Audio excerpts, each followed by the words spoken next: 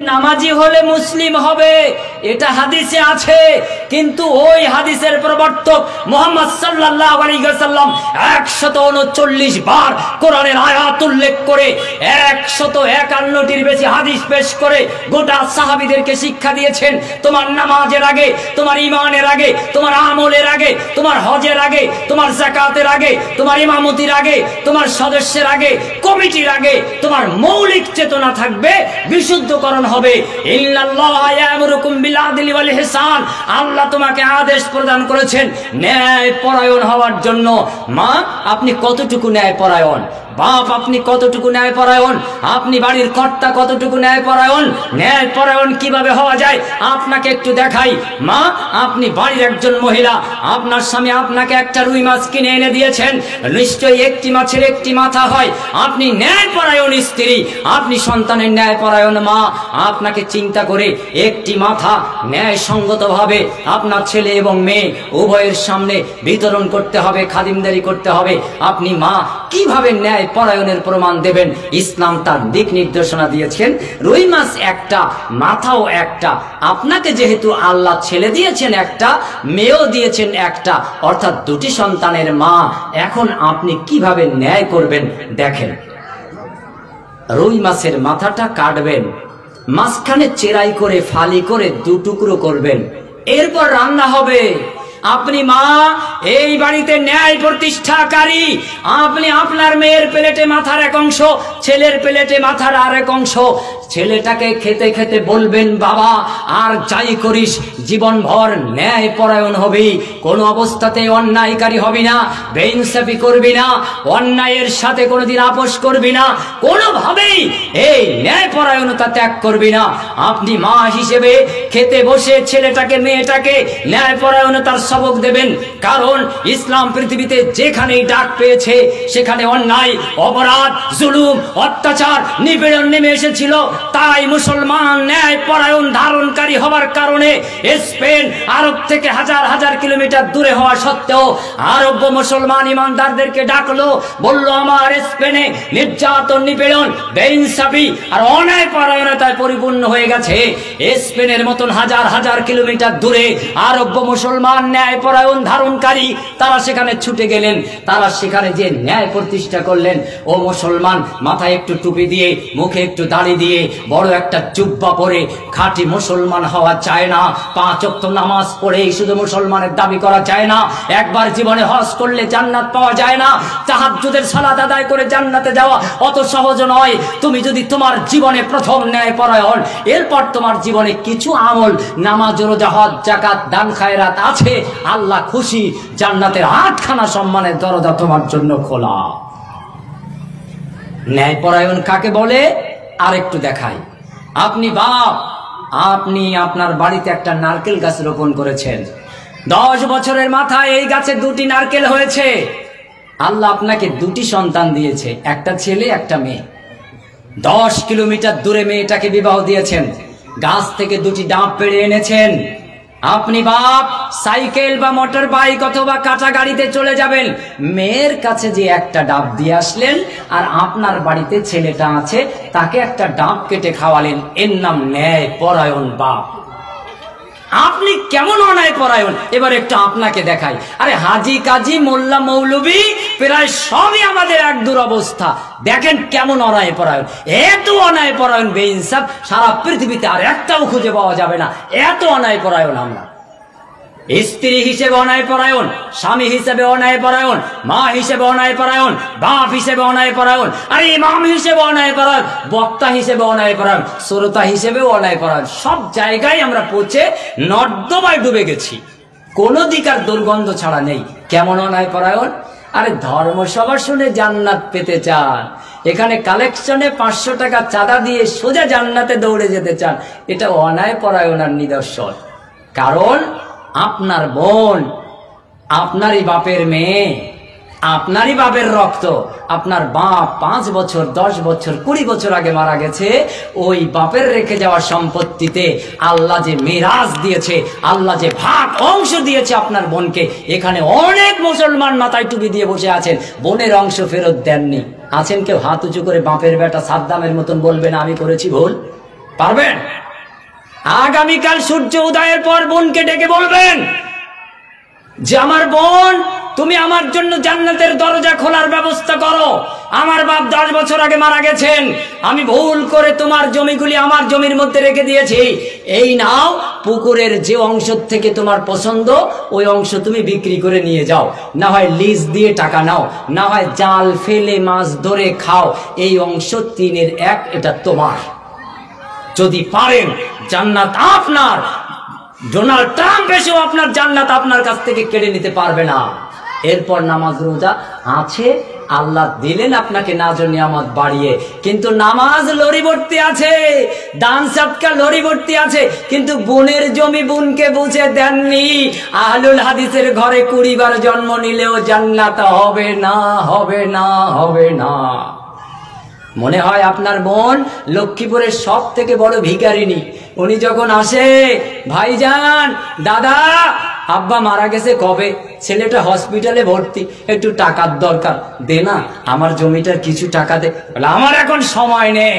আপনি নাকি প্রধান, আপনি নাকি মোড়ল মাতব্বর, আপনি নাকি হাজি কাজী মোল্লা মৌলভী বক্তা সম্রাট। আপনার মতন ধোঁকাবাজ আল্লাহর কাছে কোনো প্রয়োজন নেই। এই পৃথিবীতে একটা কেঁচো কীট তার থেকে অধম। ওয়ালাকাদ দারানা লিজাহান্নামা কাসীরাম মিনাল জিন্নি ওয়াল ইনস লাকুম কুলুবুন লা ইয়াফকাহুনা বিহা ওয়া লাকুম আযানুন লা ইয়াসমাউনা বিহা ওয়া লাকুম আ'য়ুনুন লা ইউবসিরুনা বিহা ওয়া লাকুম আযানুন লা ইয়াসমাউনা বিহা উলাইকা কাল আনআম বাল হুম আযাল ওয়া উলাইকা হুমুল গাফিলুন। আল্লাহ বলছেন অধিকাংশ মানুষ এবং জিন জাহান্নামের জ্বালানি হিসেবে তৈরি করেছি। তারা কারা? যাদের লাহুম কুলুবুন লা ইয়াফকাহুনা বিহা, স্বচ্ছ হৃদয় দিয়েছি, ভালোটা বোঝেনি।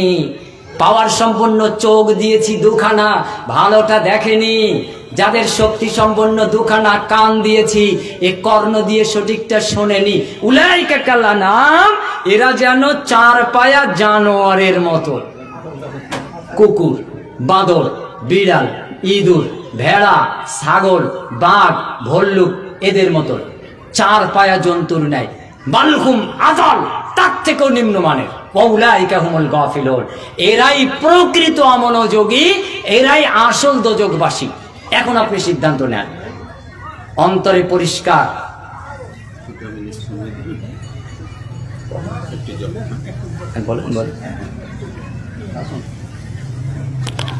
আসসালামু আলাইকুম।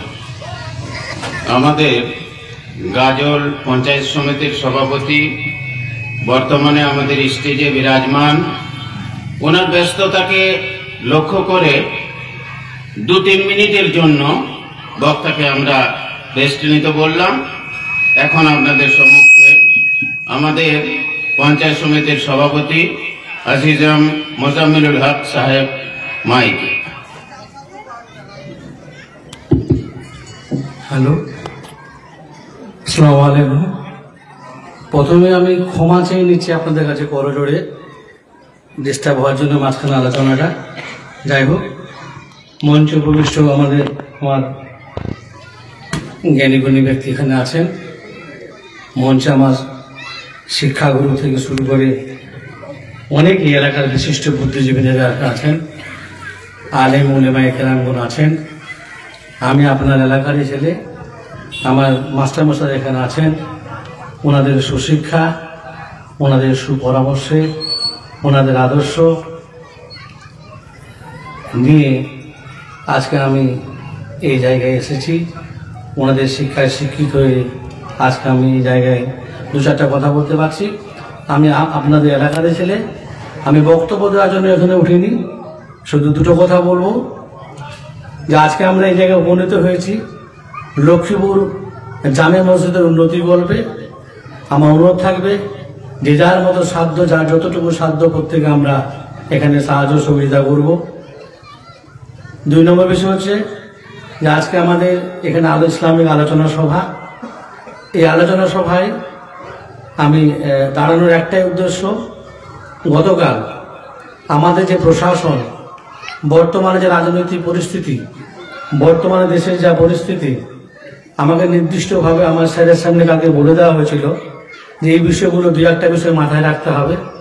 যে আজকে আমাদের যে আলোচনা সভা, আজকে আমাদের যে ইসলামিক যে আলোচনার যে পরিবেশ, আজকে আমাদের আনন্দের যে এখানে একটা মেলবন্ধন, আজকে ইসলামিক সম্পর্কে যে আমাদের পুঙ্খানুপুঙ্খভাবে আলোচনা, এই আলোচনাটা একটা জায়গায় যেন সীমাবদ্ধ থাকে। এই আলোচনা যেন কোনো জাতির বা কোনো ধর্মের প্রতি নিরানন্দের কারণ না হয়ে দাঁড়ায়, এটুকু আমাদের একটু মাথায় রাখতে হবে। এবং আমি অনুরোধ করবো যে সমস্ত বক্তারা আছেন ওনাদেরকে জ্ঞান দেওয়ার মতো আমি বলছি না, ক্ষমা করবেন, কিন্তু এটুকু মাথায় রাখতে হবে। যাই হোক, ওনাদের মূল্যবান বক্তব্য, ওনাদের ইসলামিক সম্পর্কে আলোচনা, যিনি বর্তমান আলোচনা করছিলেন এখানে যে মসজিদ কেন্দ্রিক সমাজ ব্যবস্থা, সত্যি আগামী দিনে আমরা কিভাবে চলব, আগামী দিনে আমাদের জীবন জীবিকা কিভাবে নির্বাহ করা উচিত, জীবন প্রণালী কিভাবে আমাদের এগিয়ে নিয়ে যাবে, সে সম্পর্কে বিশদ এবং মূল্যবান বক্তব্য ওনাদের পাথেয় করে নিয়ে যেন আমরা আগামী দিনে চলতে পারি, এটুকু আল্লাহর কাছে আমিও চাইবো এবং প্রত্যেকে আপনারা বলবেন। আল্লাহ যেন আমাদের তৌফিক দান করেন। আমি প্রত্যেকে এবং আমাদের যে আজকে জালসা কমিটি এখানে আছেন, পরিচালক মন্ডলী আছেন, আমি এবং মঞ্চের সামনে যেনারা আছেন, ডান দিকে যেনারা আছেন, দিদি ভাইরা, প্রত্যেকের সার্বিক সাফল্য কামনা করছি। আপনারা প্রত্যেকে সুস্থ থাকবেন, ভালো থাকবেন। আমরা যেন ইনশাআল্লাহ আগামী দিনে লক্ষ্মীপুরে জামে মসজিদের যে উন্নতি করবে, যে জালসা হচ্ছে, এটা যেন আরো বৃহত্তর আকার নিতে পারি, আমরা যেন আরো ভালো অনুষ্ঠানটাই করতে পারি, এটুকু বলে সবাইকে আমি আবার প্রত্যেকের সুস্বাস্থ্য কামনা করছি। প্রত্যেকে ভালো থাকবেন, সুস্থ থাকবেন। এবং আজকে নতুন বর্ষ, বাংলা নববর্ষ 1432, প্রত্যেকে আবার শুভ নববর্ষের সাদর অভিনন্দন জানাচ্ছি। ভালো থাকবেন, সুস্থ থাকবেন ইনশাআল্লাহ। আসসালামু আলাইকুম।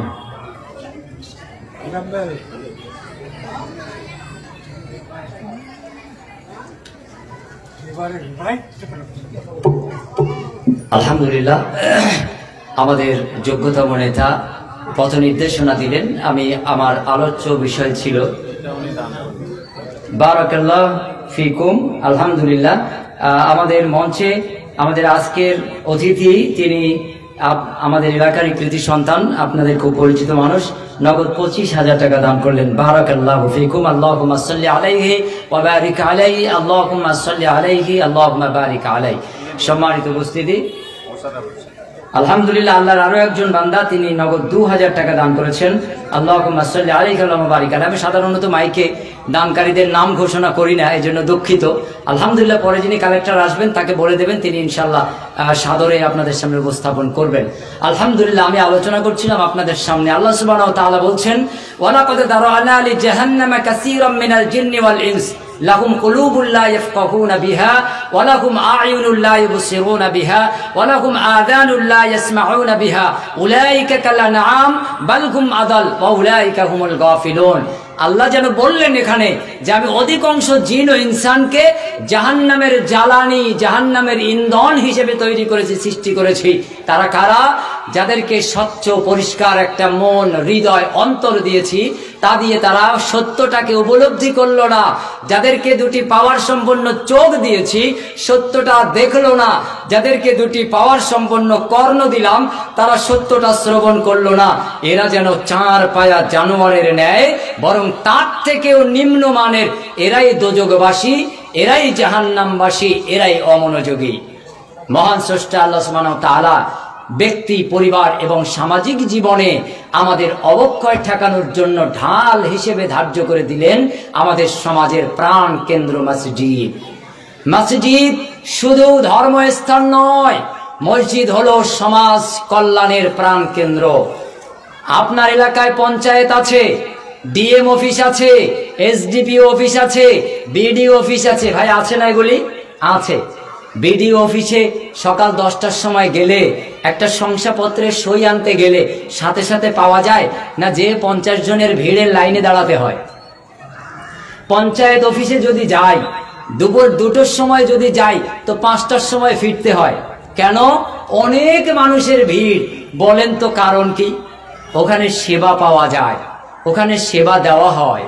পঞ্চায়েত অফিসে, বিডিও অফিসে, এসডিপিও অফিসে, ডিএম অফিসে, এইসব আধিকারিকদের অফিসে, এইসব ক্ষেত্রগুলিতে বহুমুখী কর্মসূচি পরিচালিত হয়, অনেক কাজ।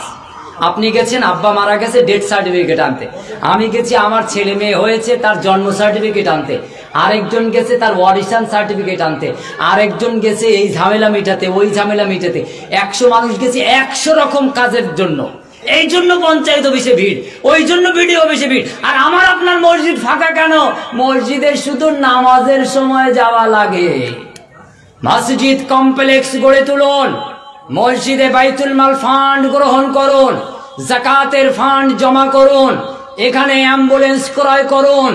মসজিদ কমিটি, মসজিদের ইমাম তাদের তত্ত্বাবধানে এই সমাজবাসীকে স্বাস্থ্য সেবা পরিষেবা দেওয়া হবে।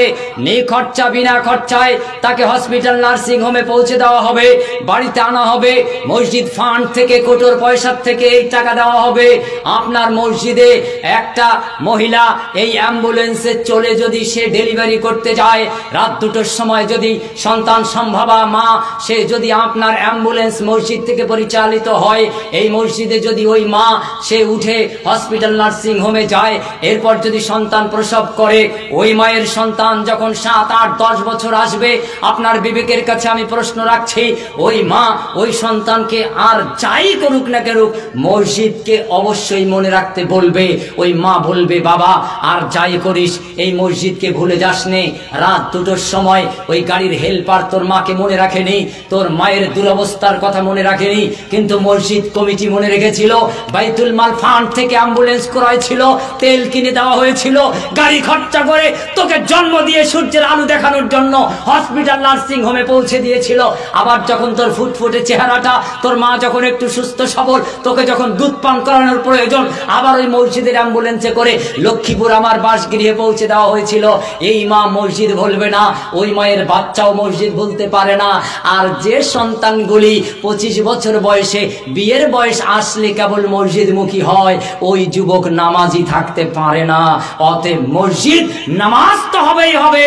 মসজিদে এই এলাকার স্বাস্থ্য পরিষেবা প্রকল্প চালু করতে হবে। আমফানের মতন ঝড় যদি আবার দেখা দেয়, তাহলে এখানে রাস্তাঘাট যদি বন্ধ থাকে, আশ্রয় কেন্দ্রের প্রয়োজন হয়। এই সমাজের দোতলা মসজিদ, এটাই আশ্রয় কেন্দ্র। এই মসজিদে মুসলিম, হিন্দু, খ্রিস্টান, জৈন, আর্য, নাস্তিক, আস্তিক সবাই বিপদের সময় আশ্রয় গ্রহণ করতে অধিকারভুক্ত। কোরআন তার আয়াত পেশ করেছে, আল্লাহ বিধান দিয়েছে, পৃথিবীতে 3খানা মসজিদে কোনো মুশরিক প্রবেশ করতে পারবে না। এক মতে 2খানা মসজিদে প্রবেশ করতে পারবে না। একটা হলো বাইতুল মুকাদ্দাস জেরুসালেম শহর, আরেকটা হলো বাইতুল হারাম বাইতুল্লাহ কাবা পবিত্র মক্কায় অবস্থিত, আরেকটা হলো মসজিদে নববী। কোন মুশরিক কাফের এখানে অপবিত্র অবস্থায় প্রবেশাধিকার নেই। এছাড়া পৃথিবীর যত মসজিদ আছে সমস্ত মসজিদে ভূমিকম্পের সময়, ঝড় ঝঞ্ঝার সময়, বন্যার কবলে পড়লে আশ্রয় কেন্দ্র হিসেবে আমার মসজিদের দরজা খুলে দেওয়া হবে। এটা ইসলামী প্রকল্প।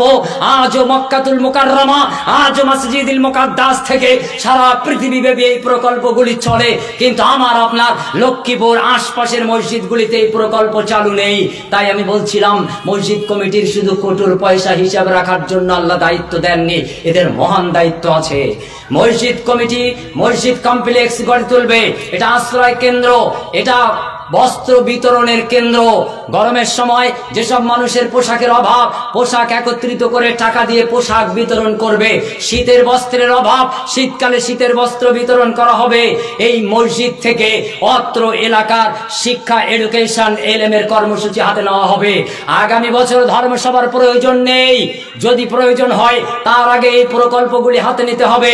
ইমাম সাহেবের তত্ত্বাবধানে কমিটির যোগ্য নেতৃত্ব প্রদানের মাধ্যমে এই মসজিদ কমিটির পরিচালনায়, এদের অর্থায়নে সমাজ থেকে টাকা একত্রিত করে ফান্ড গড়ে এই সমাজে যারা স্কুল ছুট আছে, মাদ্রাসা ছুট আছে, মক্তব ছুট আছে, প্রত্যেকটি মসজিদের বারান্দায় বাধ্যতামূলকভাবে মক্তব, শিশু শিক্ষা কেন্দ্র চালু করতে হবে। এটা কোরআনের আদেশ, এটা রসুলের আদেশ, এটা ইসলামী ব্যবস্থাপনা। আমার আপনার সোনামণি ছেলে এবং মেয়ে 2.5 বছর থেকে 5.5-6 বছর বয়স পর্যন্ত বাধ্যতামূলকভাবে ওই মসজিদের চলমান শিশু শিক্ষা শিক্ষা কেন্দ্র যার নাম মক্তব, এই মক্তবে যেতে বাধ্য, যাবেই যাবে, পড়বেই পড়বে। কোরআন তা নির্দিষ্ট করে দিয়েছে, 3টি সাবজেক্ট এই মক্তবে শিশু শিক্ষা কেন্দ্রে থাকবে। 1 নম্বরে অক্ষর জ্ঞান, 2 নম্বরে আকাইদ, 3 নম্বরে ঈমান এবং আমল অর্থাৎ আখলাক, এটা সেখানে অর্জন করবে। পবিত্র কোরআন আল্লাহ সুবহানাহু ওয়া তাআলা এই নিদর্শন পেশ করেছেন, ইয়াতলু আলাইহিম আয়াতিক ওয়া ইউআল্লিমুহুমুল কিতাব ওয়াল হিকমা ওয়া ইউযাক্কিহিম। আল্লাহ সুবহানাহু ওয়া তাআলা বললেন, মানব আদম জাতি, তোমার জীবনের সফলতার জন্য 4টি কর্মসূচি, 4টি সাবজেক্ট আমি নির্দিষ্ট করে দিলাম। যদি এই কর্মসূচি হাতে নিয়ে তোমরা বাস্তবায়ন করতে পারো, তোমরা এই পৃথিবীর সফল জাতি, তোমরা এই পৃথিবীর শ্রেষ্ঠ জাতি। তোমাদেরকে আমি আল্লাহ সুবহানাহু ওয়া তাআলা ঘোষণা করলাম, লাকাদ কাররামনা বানি আদম। আদম জাতিকে আল্লাহ সুবহানাহু ওয়া তাআলা মর্যাদাপূর্ণ করে সৃষ্টি করেছেন।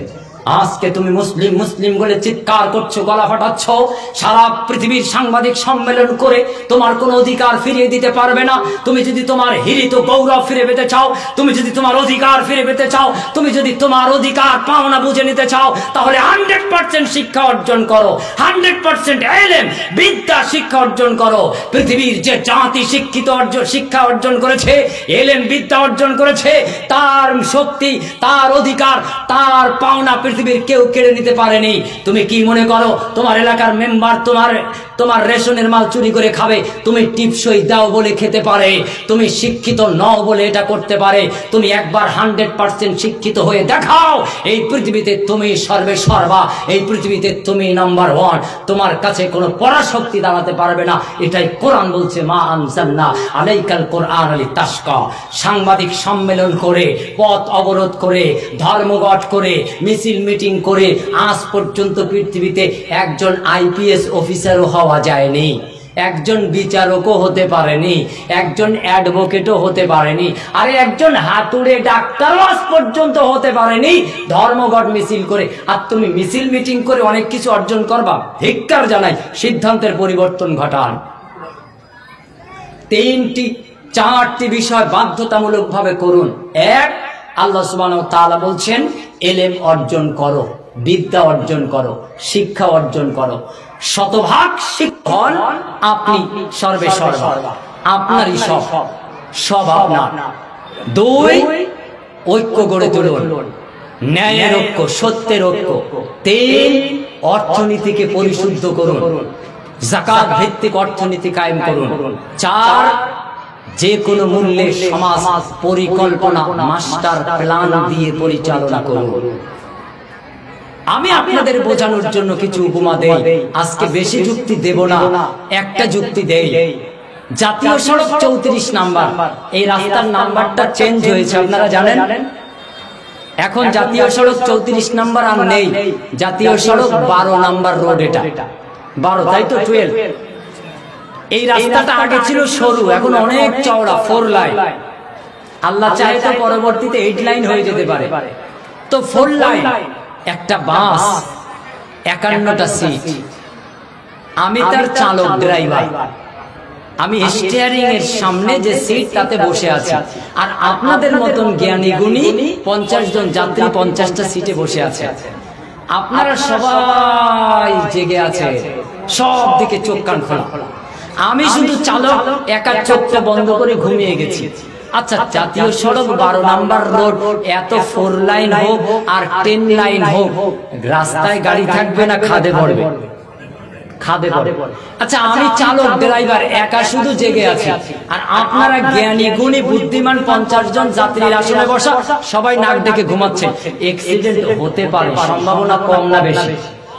আর আমি ইমাম, আমি যদি ঘুমিয়ে যাই, গাড়ির ড্রাইভার, পাইলট, চালক মানে ইমাম, আমি যদি ঘুমিয়ে যাই, তাহলে জাতীয় সড়ক যদি 10 লাইন বিশিষ্ট হয়, তাও কি গাড়ি রাস্তায় থাকবে না খাদে যাবে? ইমাম যদি ঘুমন্ত হয়, না জাগা লোক হয়, শিক্ষিত না হয়, যোগ্য হয়, তাহলে ঘুমন্ত চালক ও ড্রাইভার যত চওড়া রোডেই থাক, ও গাড়ি খাদে যাবে, ও গাড়ির খাদে পড়বেই। আমাদের সমাজ ব্যবস্থা খাদে পড়া সমাজ, বিধ্বস্ত বিপর্যস্ত একটা জাতি। পাইলটকে জাগিয়ে তুলুন, চালককে সচেতন করুন, বেতন 50,000 দিন, যোগ্য সব থেকে সমাজ দরদি তাকে ওখানে বসান। দেখেন, আমার মতন ভাড়াটিয়া বক্তা একটাও লাগবে না। 15,000 কেন, 15 টাকাও দিয়ে আমাদের আনতে হবে না। ইমামই যথেষ্ট সমাজ পরিবর্তনের জন্য। বলছিলাম 4টি কাজ করে দেখান, আপনি আপনার সব, আপনি সর্বে সবরা, শতভাগ শিক্ষা অর্জন করুন, শিক্ষা অর্জন করুন। আমি আরেকটা যুক্তি আপনাদেরকে দেই, আপনার এই যে রাস্তাটা এর আগে যেবার এসেছিলাম এত ভালো ছিল না, যে গাড়িতে করে এসেছিলাম প্রাইভেট কার নিয়ে, একবার 1 ফুট গর্তে পড়ে, আরেকবার 1 ফুট উপরে পড়ে, আর এবার দেখলাম বেশ চওড়া ঢালাই রাস্তা, আলহামদুলিল্লাহ। পঞ্চায়েত প্রধান তিনি আসলেন, বুঝলাম কাজ করছেন, মাশাআল্লাহ রাস্তা ভালো হয়েছে। এই রাস্তাটা ঢালাই হয়েছে, মনে করেন আগামীকাল আমাদের এমপি সাহেব রাস্তাটাকে সোনায় মুড়ে দিল। আপনাদের যে মাটির দেয়ালের ঘরগুলি, এগুলি সব আমার মতন নেতা একজন এসে সোনা রূপো দিয়ে তৈরি করে দিল। আপনারা বলবেন লক্ষ্মীপুর খুব উন্নতি হয়ে গেছে, আমি বলবো নাথিং, কোনো উন্নতি হয়নি। কেন উন্নতি হয়নি এবার দেখেন। আপনার লক্ষ্মীপুর এই প্রাইমারি স্কুলের পাশে একটা স্বাস্থ্য কেন্দ্র, হসপিটাল, রোড সোনা দিয়ে তৈরি, ঘর বাড়ির ইট সব সোনার উপর, কত ধনী মানুষ আপনারা একটু বোঝার চেষ্টা করেন। কিন্তু একটা স্বাস্থ্য কেন্দ্র হয়েছে, ওই স্বাস্থ্য কেন্দ্রে ডাক্তার বাবু যারা এসছে সব এসছে বিহার থেকে, ইউপি থেকে। আরে এদেশ থেকে আসলে তো হতো, ওরা সব জার্মানি, ফ্রান্সিস, ওরা আমেরিকান বাবু। আর আপনার লক্ষ্মীপুরের কিছু কর্মী আছে, ডাক্তার বাবু উনি যে টিস্যুটা ব্যবহার করেন ডাস্টবিনে ফেলেন, ওই ডাস্টবিন পরিষ্কার করার জন্য ডি গ্রুপ কর্মী, উনি লক্ষ্মীপুরে, উনি দিনাজপুর মালদা গাজলবাসী, ডি গ্রুপ কর্মী, ডাস্টবিন থুতু পরিষ্কার করা, আর মাঝে মাঝে একটু ঝেঁটার গোড়ায় হাত দিয়ে মা বোনরা বাড়ি যেটা করে ওইটা করে। এবার আপনি বলুন, রাস্তা সোনা, ঘরের ইট সোনা, শুধু এলাকা শিক্ষিত না, স্বাস্থ্য কেন্দ্রে ডাক্তার সব বিদেশি, আর আপনি তাদের থুতু কপ আর এলাকার মাটি ঝাড়ু দেন। আপনার এলাকা উন্নয়নশীল না অনুন্নত? বুঝে উত্তর দেবেন। তাই আমি বলি রাস্তাঘাট পাকা হওয়া এটা উন্নত নয়। আপনার ছেলেটা MA pass, BA pass, MSc, শতভাগ শিক্ষিত, এটার নাম উন্নতি। আপনার স্বাস্থ্য কেন্দ্রে 10টা ডাক্তার আছে, 5টা এলাকার। আপনার এলাকায় হাই স্কুলে 10টা মাস্টার আছে, 7টা আপনার এলাকার। আপনার প্রাইমারি স্কুলে 10টা মাস্টার আছে, 2টো আপনার এলাকার, 8টা বাইরে, অসুবিধা নেই। আপনার ছেলে মেয়ে 2খানা, ওরা ডাক্তার, ওরা মাস্টার, ওরা ইঞ্জিনিয়ার, ওরা ব্যারিস্টার, ওরা বিচারক, ওরা এমএলএ, ওরা এমপি, ওরা রাষ্ট্রপতি, ওরা প্রধানমন্ত্রী। আপনার এসপি, ডিএসপি, এমএলএ, আইপিএস, আমলা, সচিব, এটা সমাজের ভারসাম্যতা। তাই আল্লাহ সুবহানাহু ওয়া তাআলা নামাজের বিধান দিলেন না, হজের বিধান দিলেন না, যাকাতের বিধান দিলেন না। প্রথমেই নবীকে জিবরাইল আমিনকে পাঠিয়ে দিয়ে বললেন, ও জিবরিল, মুহাম্মদকে গর্তের থেকে টানো, ওখান থেকে বের করে আনো। জিবরাইল আমিন এসে বললেন, মুহাম্মদ বিন আব্দুল্লাহ, এই হেরা গুহার গর্তের মধ্যে থেকে তুমি জাতিকে মুক্তি দিতে পারবে না, মূর্খ বর্বর জাতিকে শেখাতে পারবে না। তুমি এদের মুক্তি চাও, উন্নতি চাও, গর্তের থেকে বার হও। বার হলে এরপর আল্লাহ সুবহানাহু ওয়া তাআলা ধরিয়ে দিলেন। জিবরাইল বললেন, মুহাম্মদ ইকরা, পড়ো। আল্লাহ নবী বললেন, না আমি পড়তে জানি না। অমনি বুকের সাথে বুক লাগিয়ে প্রকম্পন দিলেন, পড়তে জানি না মানে? মসজিদ কমিটি শুধু কোটির পয়সা গুনবে মানে? ওই গোনার জন্য রিক্সাওয়ালাকে ডেকে আনলেই যথেষ্ট। আপনার মতন পণ্ডিত, আপনার মতন প্রভাব প্রতিপত্তিশালী লোকের দরকার নেই। ওটা তো একটা ভ্যান চালক, টোটো চালক, ওই পিলপিলি চালকের দায়িত্ব দিলে হয়ে যায়। আপনি কেন কোটোর পয়সা নিয়ে টানা হাসরা করবেন? আপনার দায়িত্ব এই সমাজে স্কুল ছুট মতো মানুষ আছে, ওই সব বাচ্চাগুলিকে স্কুলে পৌঁছে দেওয়া। আপনার দায়িত্ব মাদ্রাসা ছুট যেসব ছেলে মেয়ে আছে ওদের অর্থায়ন করে ওদের মাদ্রাসায় পৌঁছে দেওয়া। এই সমাজের ছেলে এবং মেয়েদেরকে 100% শিক্ষিত করে গড়ে তোলা। এই সমাজের সবাই মাস্টার হওয়ার জন্য দৌড়ায়, লাভ নেই। মাস্টার প্ল্যান তৈরি করুন। আরে লক্ষ্মীপুর যদি উন্নতি চাই তাহলে এখানে 5টা এমবিবিএস ডাক্তার চাই, এখানে 5টা অ্যাডভোকেট চাই, আরে এখানে একটা জয়মাল্য বাগচির মতন হাইকোর্টের বিচারকও চাই, এখানে 2টো মাস্টারও দরকার। অতএব ভাই, তুই তোর একটা ছেলেকে মাস্টারি পড়া, আর আমি আমার একটা ছেলেকে এমবিবিএস পড়াই, আরে আমার আরেকটা মেয়েটাকে ব্যারিস্টারি বানানোর জন্য ল নিয়ে পড়াশোনা করাই। আরে আমার চাচাতো ভাই, তুমি তোমার ছেলে মেয়েটাকে যোগ্য একটা নেতা, রাজনীতিবিদ বানাও, সে হবে যোগ্য, ন্যায় প্রতিষ্ঠা করবে, কোনো জুলুম অত্যাচার কারোর উপর খাড়া নামিয়ে দেবে না। এভাবে করে সমাজে যোগ্য নেতা গড়ে তুলতে হবে, ডাক্তার তুলতে হবে, আমলা বানাতে হবে, আইপিএস বানাতে হবে, এসপি বানাতে হবে, ডিএসপি বানাতে হবে, ডিএম বানাতে হবে। এভাবে করে সমাজের ভারসাম্যতা রক্ষা করতে হবে। এই দায়িত্ব মসজিদ কমিটির কাঁধে আল্লাহ দিয়েছে।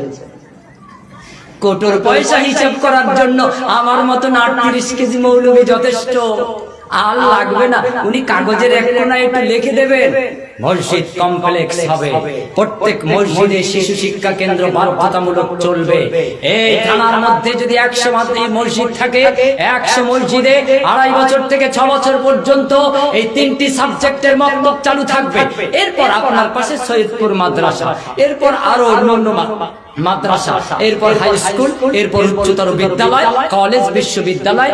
এই মক্তব পাস করে তারা এরপর প্রাইমারিতে যাবে, প্রাইমারি পাস করে তারা হাই স্কুল লেভেলে যাবে, হাই স্কুল পাস করে তারা উচ্চতর বিদ্যালয়ে যাবে, উচ্চতর বিদ্যালয় পাস করে তারা ইউনিভার্সিটি বিশ্ববিদ্যালয়ে যাবে। এখান থেকে তারা মদিনা বিশ্ববিদ্যালয়ে যে পিএইচডি করে আসবে, তারা রিসার্চ করে আসবে।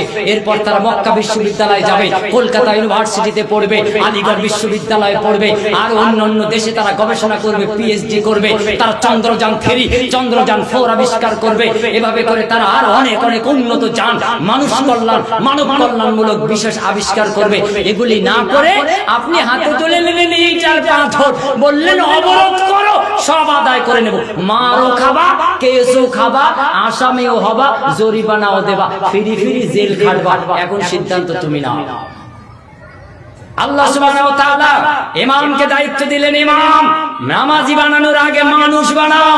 আল্লাহ সুবহানাহু ওয়া তাআলার হাবিব মুহাম্মদ সাল্লাল্লাহু আলাইহি ওয়াসাল্লাম মূর্খ অশিক্ষিত বর্বর জাতি থেকে বললেন, ইন্নাল্লাহা ইয়া'মুরুকুম বিল আদলি ওয়াল ইহসান। আল্লাহ তোমাদের উপর আদেশ করেছেন তোমরা শতভাগ ন্যায় পরায়ণ হয়ে যাও।